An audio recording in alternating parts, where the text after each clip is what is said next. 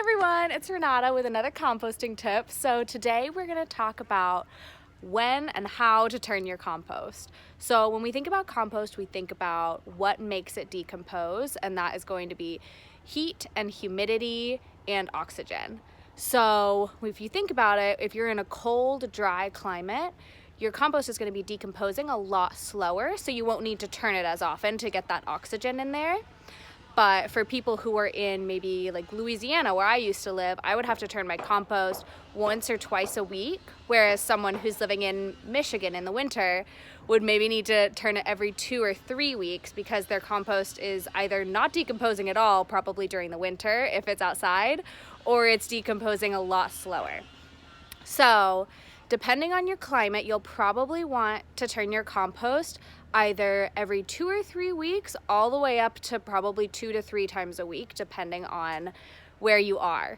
So right now I'm in Santa Barbara and I turn my compost once a week, but I also keep it wet and I'll hose it down a little bit. And what I do is I have it in a bucket, since I'm doing the experiment about all of our bags and how easy it is for them to compost. I have them in just a bucket instead of just a pile on the ground. So I dump out the bucket and I mix it around with my shovel, and then I just shovel it back in, and it takes about a minute, 2 minutes, and then I'll either add maybe some browns if I've just added some greens from my kitchen scraps, or I'll hose it down to give it some more moisture depending on how dry it is.